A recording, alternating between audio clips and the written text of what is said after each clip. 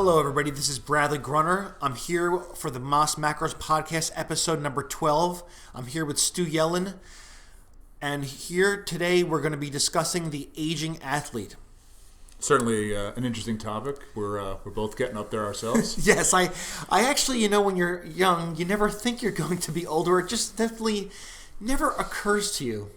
I think that's what it is. It just never occurs until you are getting older. And I am now 37 years old. This coming summer, I will be 38 years old, so that means I'm almost 40. And Stu, how old are you now? What are you talking about? I'm 25. Okay. I'm almost 40. Jason Blau has been saying he's almost 40 for the last decade. Exactly, right? And reminding everybody about it in the process also. Jason Blaha, Louis Marco, everyone on social media is almost 40. Yes, I don't know the need. I don't understand the need to keep on saying it. I mean, I will discuss my age today because that's what we're talking about. We're discussing age and fitness and bodybuilding. So it's called for to speak about this issue. And what got me going about this issue is that recently I purchased a very good book by the very competent bodybuilding coach, Scott Abel, and the title of the book is Physique After 50. And for anybody who's interested in the topic of aging and bodybuilding and fitness, or even athletics, should get that book, I believe. It's only about $5 for the Kindle version of it on Amazon.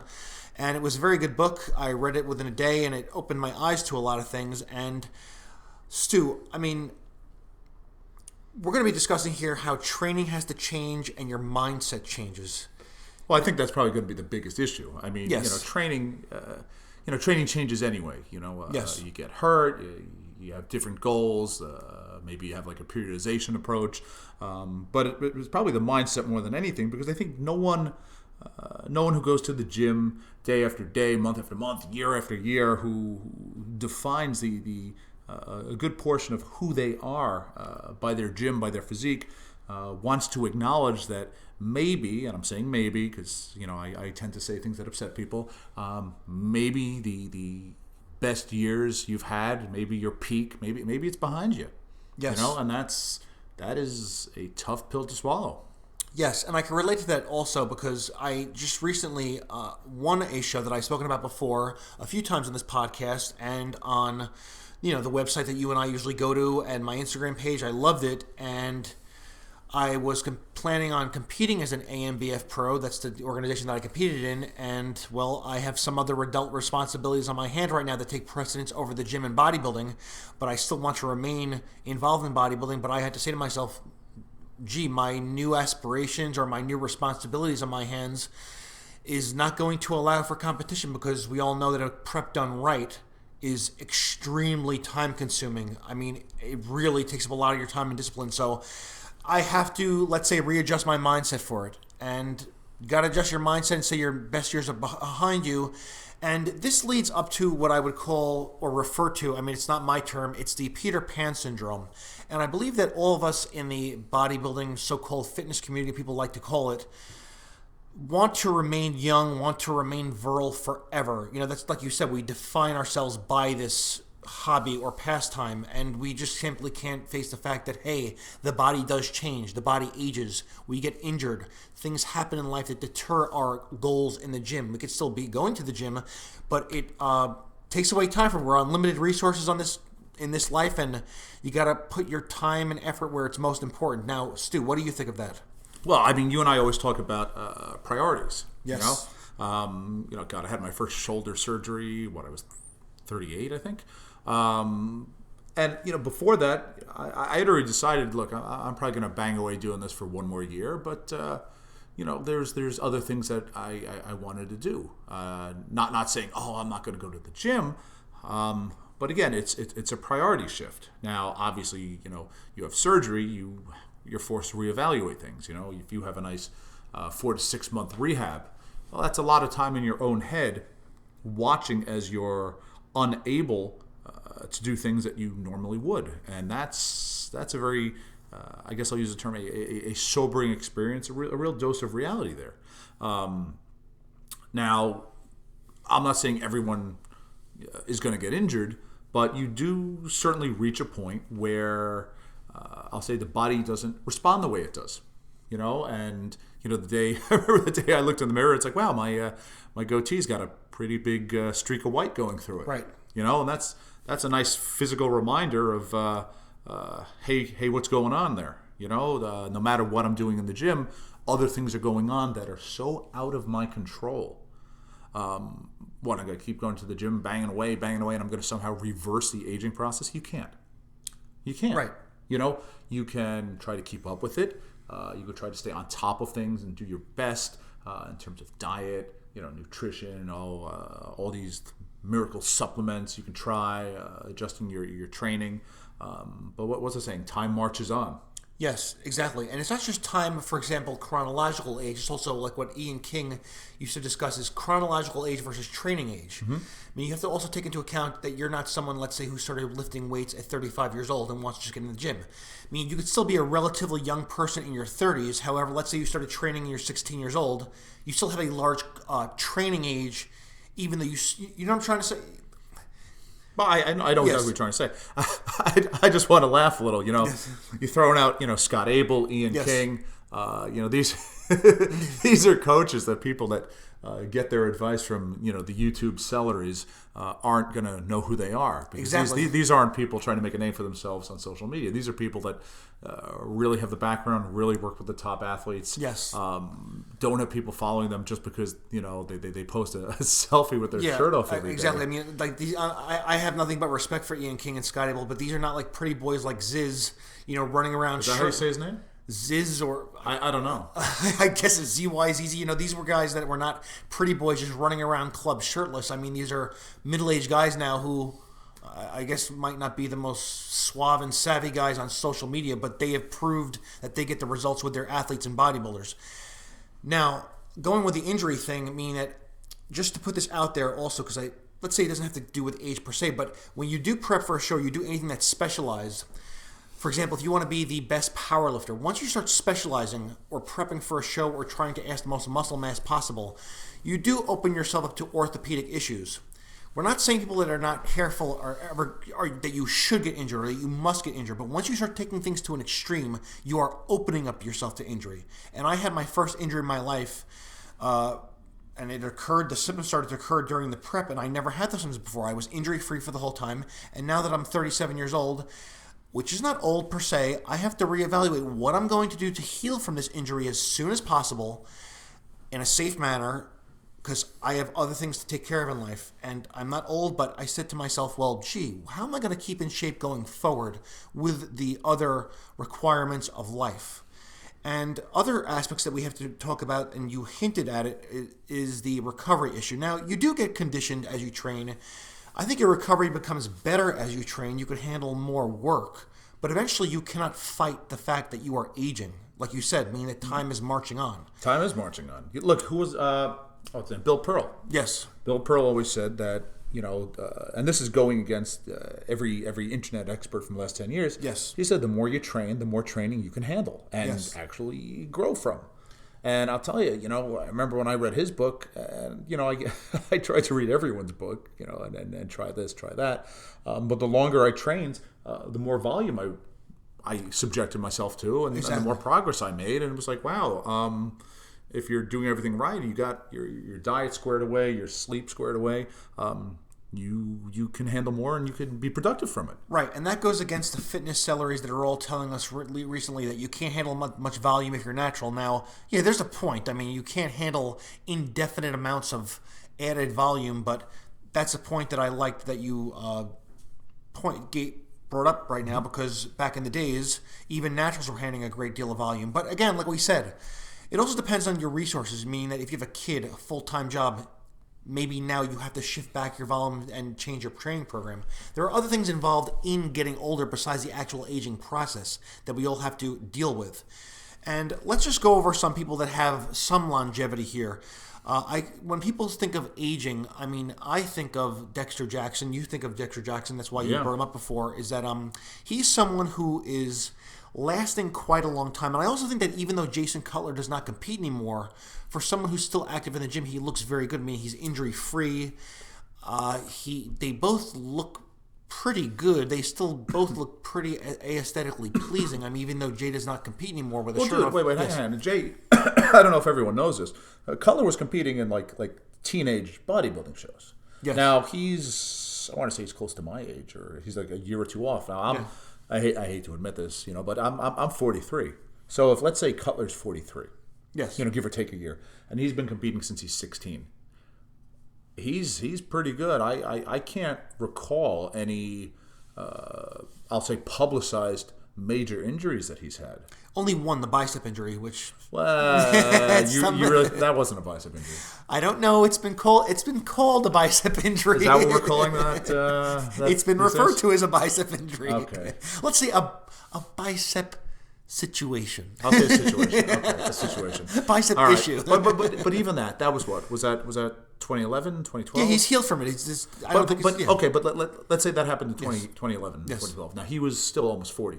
Yes. The guy had been competing, 20, 25 years? Yeah, he was guest posing before he was competing as 16. But I'm saying, exactly. You go back to, let's say 16, 17. Yes, exactly. Because I remember him losing to Branch Warren at some teenage show. Yes. I think Jay won he won one weight class, I can't say that, and Branch Warren won the other one, and I think Warren edged him out for the overall. It's something like that. I remember watching the video years and years ago. But the point is, Jay's held up immensely well. And, yes. Something you, me, and Arash all talking about is like, look, forget the competing. We've all been banging around in the gym for over 20 years. Exactly. And that's whether you're doing things right or wrong or getting on stage or not, that's a serious chunk of time. Right. And also there are times where you think you're doing something right, and then you meet someone, and a professional, let's say you meet a qualified physical therapist, such as your brother, who I am a patient of right now, going for physical therapy at one of his locations.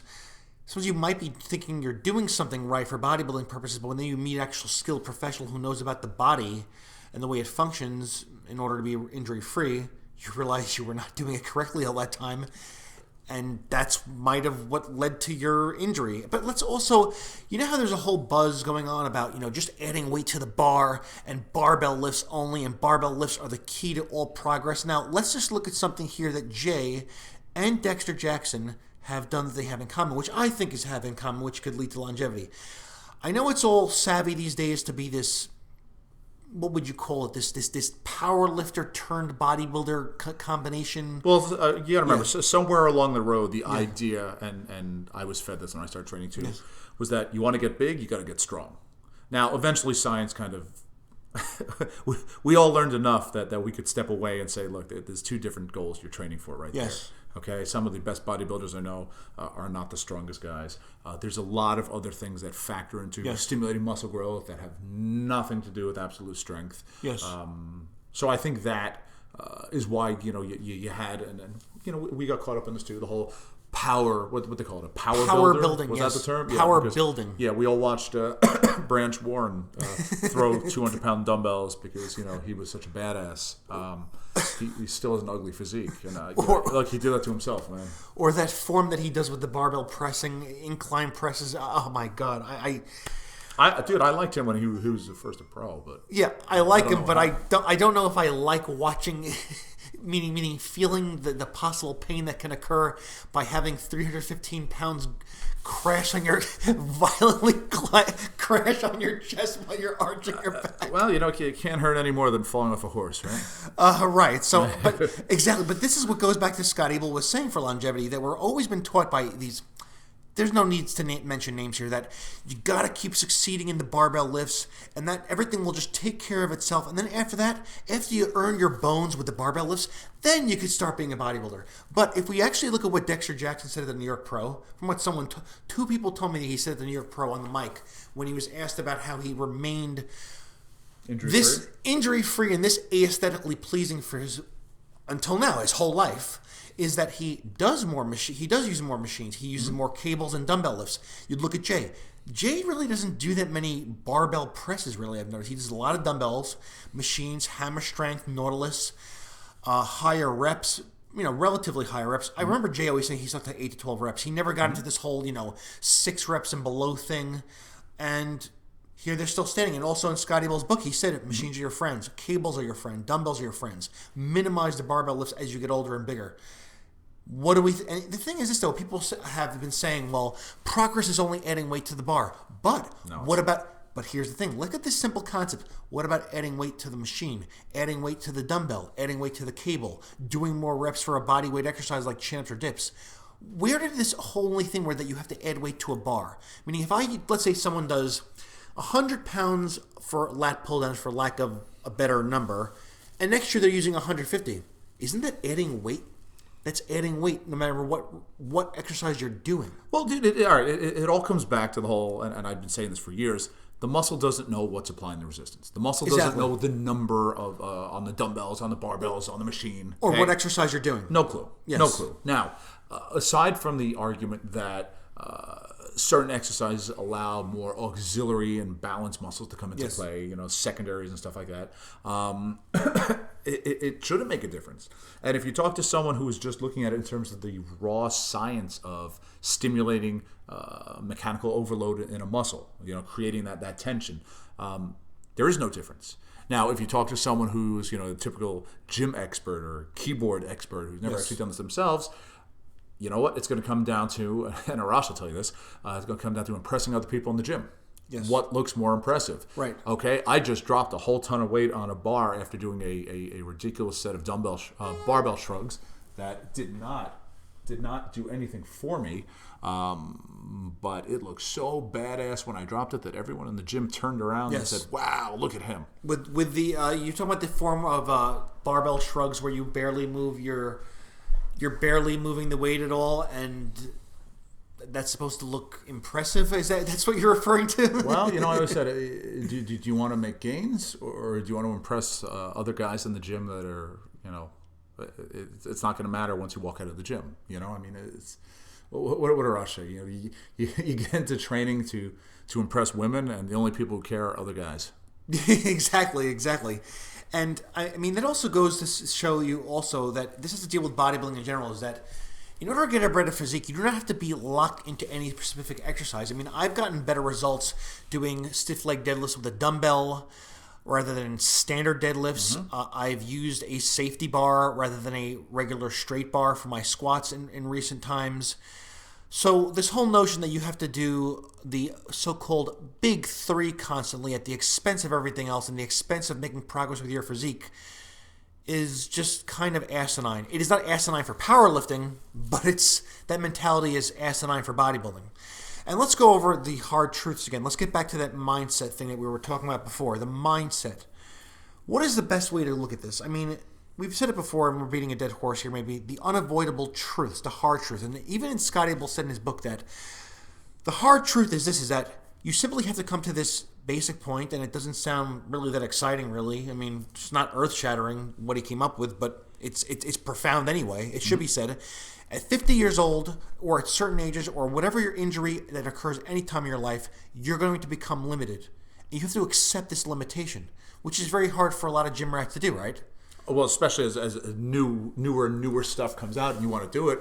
Look, how many people you pop on social media any day of the week? How many people are you going to see jumping up on platforms or plates to see how high they can get? Now, dude, if you're closing around 40, you've never done that before? Yeah. That's one of the stupidest things you can do. That's one thing we should point out also, meaning if you did it before and you still have that capability, go ahead and keep doing it. Yeah, if you've been keeping up with it. Right, exactly. But don't start doing it now. Right, exactly. For example, I cannot do certain things because I might not even be genetically inclined to do, a backflip or certain gymnastics stunts. You should totally try doing that now. Do that now. These are things that are taught at very young ages, or to perform certain feats at even my age, or even years ago when I was in my 20s. There are certain things that you have to be introduced to at a very young age and have a lot of time to do them, if you can even do them at all.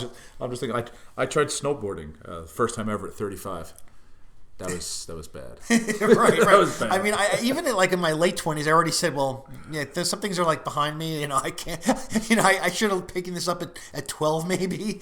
That's why you don't see a lot of Olympic athletes over 35 even, or even 30. You're pretty much a dinosaur in sprinting by the time you're in your mid-20s, I think. Yeah, dude, I don't know, man.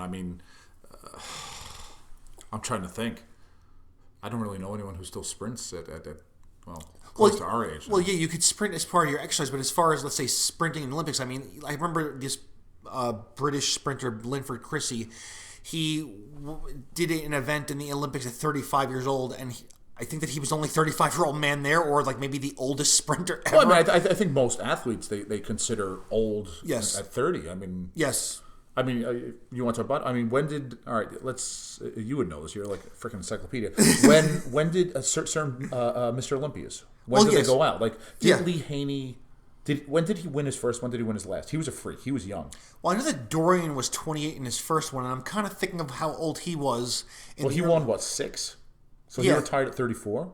Yeah, around there. Because I was trying to think of when Dorian competed against him and when. Okay. Didn't Haney get his first at like 23 or 24? It was something crazy. Yes, exactly. He was 24 years old, I believe. He's 24, so he retired early 30s too. Yes. So, that's also chronological age also. I mean, how long could you keep going? I mean, I know that Kai Green, what was he, late 30s when his last Olympia? Almost 40 or 41. I mean, bodybuilding is different than athletics, though. You could still be a successful bodybuilder. Well, look at Dave Godin or Dave Gooden. Texas Shredder. Sure, WNBF Pro, yeah. Yeah, I mean, he was 40 years old. When he was 40 years old, he looked like he was 25 years old. He's a freak, though. From the neck down. I mean, he's a freak. This guy's been doing this forever. Yes, I think he's an exception. But, again, it comes down to the fact that, eventually you have to face the fact that you are not as virile or hardwired as you were before. He's also, again, like you said before, he's not picking this up now. Guys, anyone who's going to Google Dave Gooden. Yes. Okay, and very impressive, yes. inspirational. Nothing but praise for the man. He's been doing this forever.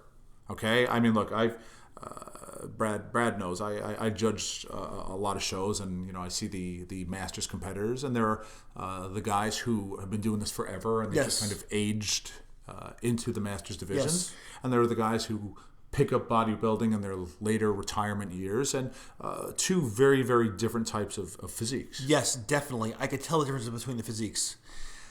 That's why I think that it's good to get involved in fitness from an early age, even if you don't want to compete in anything. It's very good to start it early, and it kind of carries over, because I know people who picked up exercise later in life, which is great too. You should start somewhere if you didn't do it in your early years, but there's a difference in the physique. The physique doesn't look as hard. Yeah, no, dude, it's very, very different. But again, and we've talked about this in the past, I always say, what do you want to get out of something? Now, if you've been training since you're 16, and you're competing 30s into 40s, still kind of hanging on your 50s, you love that. That's your life. That's your life. If you retire, you're 65, you're living life, and you one day decide, to get into the gym, maybe I'll do a contest. It's a very, very different mindset. But then also, Brad talks about hard truths. It takes years to build a physique. I mean, look, the first time I ever competed, everyone's like, oh my God, that guy's actually pretty big. I couldn't believe it was my first show. Well, I had been training for between 10 and 15 years before I ever got on a stage. Exactly. That wasn't just I woke up one morning and said, I'm going to get on a stage in front of strangers in my underwear because, why not? Exactly. So is that enough Dexter Jackson? I mean, I don't want it to be a Dexter Jackson episode, but the amazing thing is he was on the Olympic stage in the 90s. Right. In the 2000s. Yes. And now we're recording this. It's just after 2017. Like, seriously, think about it. This guy's been on the, not just competing, but on the Olympia stage.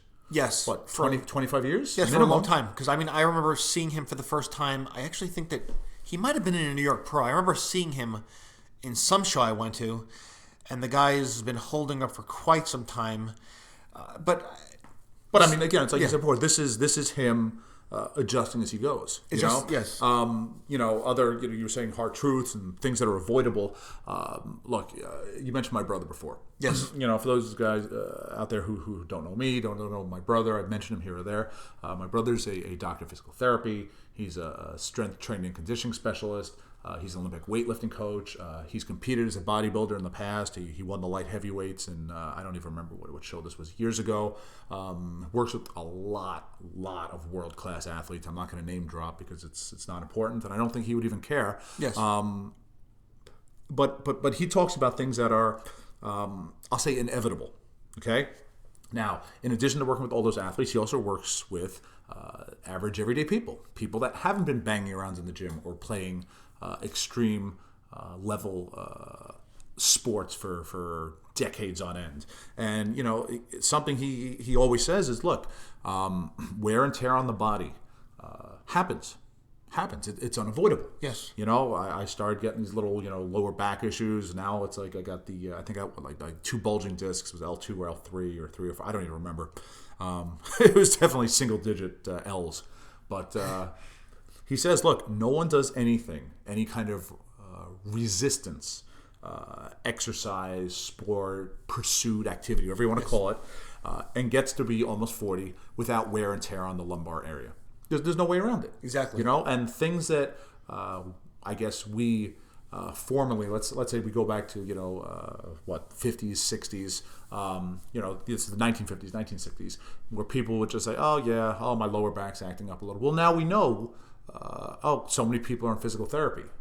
You know why? Well, we see what's happening. Exactly. People are paying a lot more attention to it. It's more common because we're actually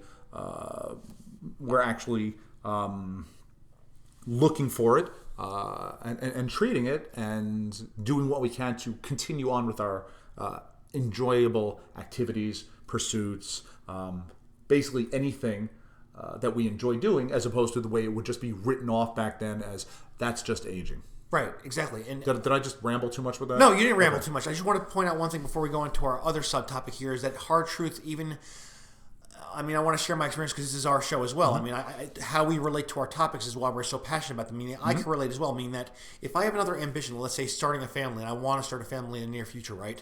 And I was talking about competing also, right? I reevaluated and said, I really want to compete again. I should have started this in my 20s so I could have competed as much as I wanted to, or as much as I wanted it to get the competitive spirit out of my system. But then I had to look at the hard truth and say, this will not allow me to compete anymore. That's a hard truth. Meaning, I love bodybuilding. Was it going to be the best natural bodybuilding in the world? No, but I love it. As soon as I got done with my first show, I said, what can I improve on now to make it do in my second show? And then this injury popped up, and I also have another responsibility that's going to be here in my life soon, relatively soon. I'll say, can I fit in competing doing this? I went through the balance sheet in my head, said, no, you have no room for this right now. Or at least you don't have room for this for a long time, if ever. So that's a hard truth. That's a hard truth of becoming older as well, because most people, not everybody, take on more responsibilities and anchors as they get older, which is not part of the aging process per se, but it happens. Yeah. You get older, you have a kid, you have that, you have this, you have a home, you have responsibilities at work, but even no matter what job you have, if you progress in the job or at the job becomes more difficult. The job, people expect more from you as you get older. And then you have aging parents, aging relatives.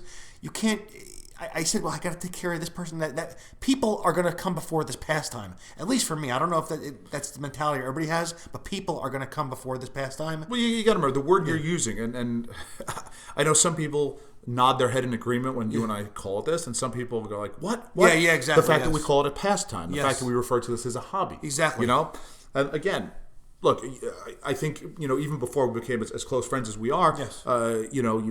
You knew me as, that's that bodybuilder guy. Exactly. But it was just something I did. Right, exactly. Never paid my rent. It never was, what my family really cared about. Yes. Like, Stu looks good in a pair of Speedos. No, dude, it was something that I did because I enjoyed it. And luckily I managed to keep a somewhat proper perspective on it, even when I was in the middle of making myself completely crazy.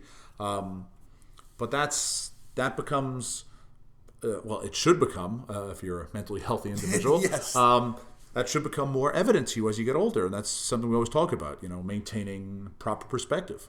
Right. Now, I know, as you said, there might be some listeners who have the so-called hardcore mentality saying, I'm going to do this forever. What do you mean you're going to give up your pastime? What, you're going to change for someone? Well, that's kind of what you do, or at least that's what I'm doing. If you choose not to do it, and you can actually maintain this pastime and do, as you and I always like to say, a prep done properly. Mm-hmm. A prep done properly where you get on there at 5 to 7%, that's a big accomplishment to do. That takes something that most people don't want to do. Even people who get on a stage don't want to do that, or just can't do it. If it's done properly, and you can handle all those other responsibilities in life if you have them, and you're not living like a monk, hats off to you. I know what I'm capable of. And when I have to look at myself realistically and my limitations, or let's say, not limitations, my priorities, those are my priorities. Now let's go on to speaking of raising families, let's go on to other thing that has to do with aging, which is a big, meme style topic in the so-called fitness community, or it was in papers, it was on YouTube, this term, and people don't really, I guess people use it. It is a pretty accurate term. Well, once you hit mainstream media, that's a big thing. Exactly. The so-called dad bod. Now, the dad bod, as soon as someone said that word, I said, gee, I know what kind of physique this is. The body where, the guys get the flat chest, the atrophying limbs, the enlarged midsection with the love handles. Sounds like Palumboism. Yeah, maybe like a sort of Palumboism where everything that's... There's still veins everywhere, right? Well, varicose veins and spider veins throughout your legs, that's what you'll be getting. Or maybe rosacea on your face where the arteries are more exposed as you get older. But that might happen. I got a spider vein already, not a varicose vein. But I've always had good vascularity in my legs. But anyway, let's go into the dad bod. We already spoke about what the dad bod is. It's that, people even make fun of celebrities in tabloids. Oh, look at Leonardo DiCaprio on vacation. Like we saw him there and he looks like shit. You know what I mean? Or even with like some guys like, maybe they're the dad bod where you ever get those things where Dorian retired and everybody's like this. I saw Dorian. He looks sick. And I would ask, really, he looks sick? How much does he weigh still? Oh, he only weighs 220 now. Oh, really? 220? If I've done that, he must be so malnourished. And I'll tell you something, because I follow him on Instagram, and that doesn't mean that I care what he does every day, but you get a general vibe what the person's up to. Dorian was one of my favorite bodybuilders in the day. He's doing yoga. He's riding his bike. Exactly. He looks healthy. He's probably happy to not be pumping God knows how many. I don't know, tons and tons of drugs into himself, Exactly. I mean, We're just living his life. I think that he said that he went for, 15 years where he did not, some type of, I don't know, a dozen or so years where he didn't stay out of his home on any night of the week. I thought I was going to say weeknights only, but this guy was not living on a 7-day work schedule like we were. There was no differentiation between workday and weekend. He said that he did not leave his home, made sure to be in bed at 11 every night, or did not venture outside of his house past 10 because his last meal was at 11. I mean, that's that was his job. Yeah, was his job. Exactly. That's a Spartan existence, and there's a reason why he was so successful. Was because of that. Now, the dad bod, but let's just go. People in the fitness community like to, not all of us, like to think of themselves as physically superior or even mentally or sometimes even morally superior to other people. And we already know who, one of those guys who thinks he's morally superior to everybody else, but will leave his name out of it. I could list. Yes, exactly. List a bunch of guys. Right, because they're doing the world a favor by lifting weights or something like that. Doing thank you very much. Oh wait, let me click on social media. Oh, he's still shirtless from yesterday. Exactly. Yeah, or great. Or now he's giving life advice on how to everything from running a family to home refurbishing. Good morning. I wonder what color shirt so-and-so is wearing today. Exactly. Now I can go on with my day. But there are several people who are doing this. They make fitness almost like a self-improvement niche. It's like, thanks, guys. I got some other guys to go by for that other stuff outside the gym. Now... Wait, do you want to come back to dad bod? Yeah, because I gotta say, where the hell did that come from? Right. Well, that just seemed to spring up out of nowhere, and it was on every newspaper. Well, yes, I'm going to tell you why we got to this. The dad bod is that. How do we go along with this? Is that? I'll tell you where I think it came from. Well, that's a common physique. It's a common physique, but there's a reason why it is. But I mean, I don't think using the term dad bod. I mean, all right, forget. People that think they're badass fitness gurus. Exactly. I think if anything, in the whole mainstream media, it was kind of like the whole fat acceptance thing. Yeah, it's here's the dad bod. It's hot. Yes, there were some women who were saying they were going for it, but a lot of people in fitness started to kind of make fun of people with a dad bod. Be like, I'm 40 years old and I don't have a dad bod. Well, I think that was kind of an FU to the mainstream media, saying this is okay. Exactly, and I actually do have a dad bod. Well, no, I don't have a dad bod. It's only been a couple months since you competed. What have you been eating? Right. But the thing is, I said to myself, what if I do have a dad bod one day? I might have a dad bod by default because of all the shit that might pop up later in the future. You might have a dad bod. You could be anybody and wind up with a freaking dad bod. Dude, look, all right, we're recording this now. It's Sunday. I set my alarm yesterday to get up at 6:30, go to the gym, spend, a couple hours there, come home in time to take my 2-year-old to Gymboree. because that's what we do on Saturday mornings. It's important to me. I don't know what happened, but as I'm laying in bed, 10 minutes before that alarm's going to go off, he wakes up and he's hysterical crying. What do? I reach over to my alarm. I make it so it's not going to go off. I say, okay, we're not going to the gym today. Yes. And that's okay. Right, exactly. Now, I personally never want to have a dad bod. I do not think I'm going to have one because I'm going to try very hard not to have one. The dad bod for me, I just don't want it. I will do anything I can not to get it, but I'm not going to scoff at people who have the dad bod. I mean, people do other things with their life, and by default, you get the dad bod. If you start working 60 hours a week and you're not physically active, you're not in a trade of some sorts like, I don't know, steelwork or construction or carpentry or anything that's involving your body, you likely will wind up with a dad bod if you have a desk job or a job where you're not moving much. It's just about, hang on. It's just about priorities here. Yes, also priorities. balance. I mean, look, there are plenty of people who will work at a job, like any of the ones that you said, one of the inactive ones, but won't eat. Yes. So their caloric they'll control other ways. Yes. Yeah. So they may not end up, with the lanky limbs and the pot belly. They may just be skinny. Yeah. Okay. The point is, the way we're, I guess, referring to the dad bod, the way we're kind of envisioning it, we're kind of like here's the guy who used to be in shape. Just everything reverses itself. The tight waist becomes a gut. The muscular arms and legs become skinny. And that's I guess that's just what we expect in terms of if we were to ask ourselves what's the worst. I'll say physique, okay? Because people that are body conscious, we refer to your body's a physique.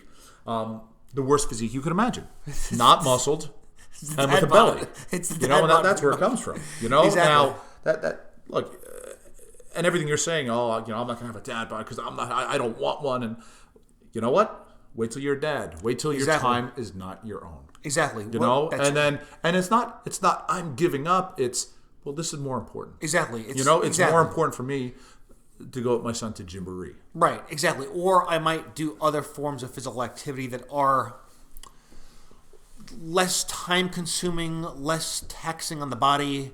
You really do not need much activity just to keep healthy in a healthy body composition. Mm-hmm. And when I say healthy body composition, we're not talking about shredded. Mm-hmm. If you want to keep, let's say, 15% body fat or a little lower, per se, that all that really takes is just, let's say, 5 hours a week of activity. That's what most health care professionals believe is the minimum of keeping your body composition healthy. Well, dude, look at Corey Everson. And I know you and I were talking about this last week, okay? Yes. I remember reading an interview with her, and this has got to be like 10 years ago, okay? Now, she was well beyond retired at this point. Yes. Well beyond retired. I don't know how old she is now, but, I don't think they're quoting her in Flex anymore. Right. And she said that, she still maintains a very, very impressive physique, and she trains 3 days a week.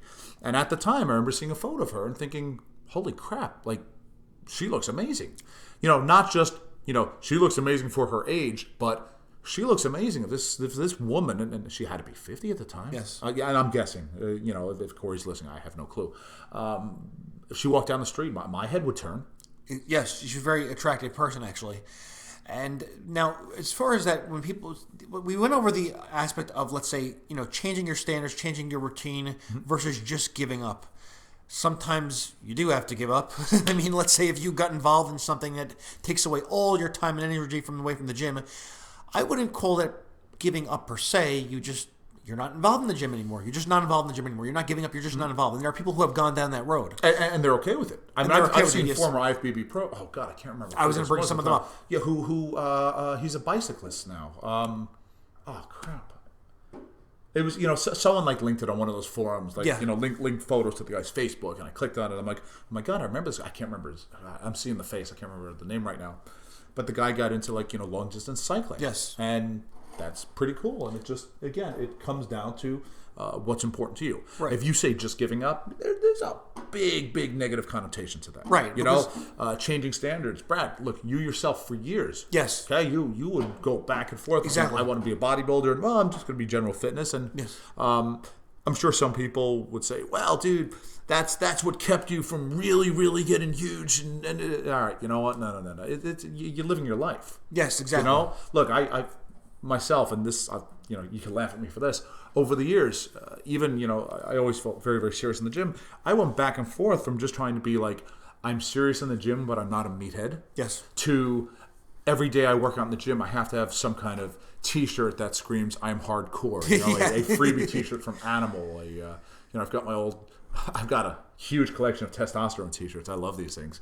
But everything was I'm a bodybuilder, as opposed to my physique speaks for itself. But I'm dressing in J. Crew and Brooks Brothers most of the time. Yes, exactly.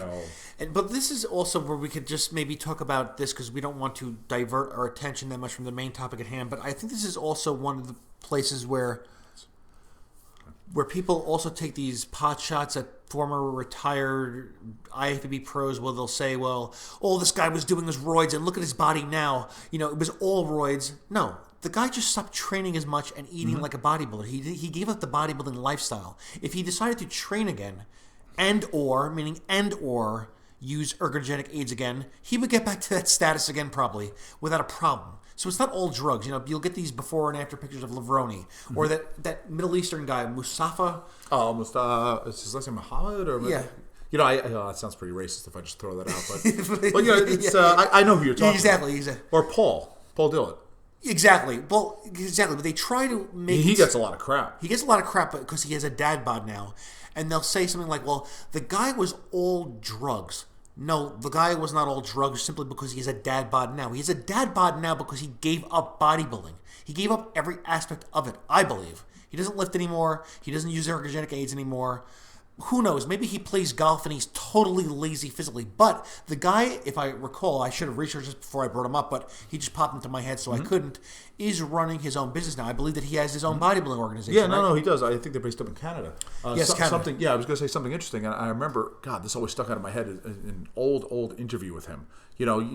Before, I'll say we were exposed or knowledgeable or even aware of a lot of things that we would later become aware of, or knowledgeable of. I remember reading an interview with Paul, and they asked him his short-term bodybuilding goals, his long-term bodybuilding goals. And the short-term, I think he said he wanted to place top 3 in the Olympia or win the Olympia or something like that. Long-term goal, and this is what stuck out for me. He wanted to retire from bodybuilding with his health still intact. Yes. Hopefully, for the most part, he did, because they don't all get to. And I mean, if he walked away from it and he's happy and he always seems to be dressed well and he's got a business for himself and people respect what he accomplished, and then you know what? For all the people that say he doesn't look like a bodybuilder now, I don't think he cares. He did what he had to do. Dorian certainly doesn't care. Exactly. People can make fun of Paul DeLay all they want, saying he was lazy in the gym. Is it DeLay or Dillon? I think it would be DeLay, being it's probably French, but let's just go with either pronunciation. All right, I don't know. I think it's DeLay. Look, I'm just saying, we pronounce Jason Blaha's name incorrectly so many times. I'm always saying Blaha instead of Blaha, but I would assuming as a Yankee myself that if he's French-Canadian or from there, that perhaps it is perhaps it is DeLay. Who knows? But people take pot shots. The guy say he was all genetics and drugs or something. He like was that. a lot of genetics, man. Yeah, but people make fun of him saying. You ever see those before photos of him? Yes. Wow. When people say, he was all this or all of that because he only had to bench 225, I'm like, well, that sucks for you that you have to go above 225. He reached the Olympia stage with only doing that. Yeah. So tough shit. I'm sure his joints feel better than ours do. Yeah, but tough shit. If you needed to do more than him to get where he is, try doing that. Try to get to the Olympia stage, and then you could criticize who's training how. Mm-hmm. That's my view, and I'm sure that's your view. I think that's also. A great view. Yeah. Yeah, that's a whole other topic. I think look, if you're a bodybuilder and you can make progress with less weight, more power to you. I'm jealous. Yeah, or however trying. I want to do a podcast also about that whole issue about researchers versus the actual bodybuilders. Oh, themselves. That'll get us some hate mail. That's going to be a very interesting topic, and we're going to wrap this up now. And also to wrap this up, I guess it all comes back to wrapping this up with perspective and being realistic. Yeah, that's it. Perspective and being realistic. Look at how far you've come. Look at what's worked for you. Look at what's not working. Look at what concerns you have. Exactly. If you've got the little aches and pains, well, you got to be smart. If you're more tired throughout the day, you got to pay more attention to your diet and your sleep. If you don't have as many hours to dedicate to this, upon initial thought, you're going to think that's horrible. But you know what? If you're spending more time with your family, that's not a bad thing either. Right, or just being more spontaneous with your life, because you and I know that getting ready for bodybuilding shows leaves no room for spontaneity. I mean, to the hour sometimes. Well, again, you're trying to fit everything in, and there's no that doesn't happen by accident, And I wanted to just come back to something you said earlier about keeping in mind if you've been doing something for a long time versus taking up something new at I hate to say an older age, but an older age. That's what it is. God, my middle brother was a wrestler back in the day. He was great, and I was into martial arts. And we both watch UFC now, and sometimes we just look at each other and say, if this was big when we were younger, we'd totally be into this. Exactly. And we'd probably have more aches and pains than we do now not doing that. Exactly. So that wraps it up, people. I hope you found the information and the issues that we spoke about here useful. And I think you should, if you're going to be at this for a long time or you want to change your priorities with your physical goals, I hope that we can guide you in the appropriate direction with that. So have a nice day, and until next time. All right. Okay. We're out.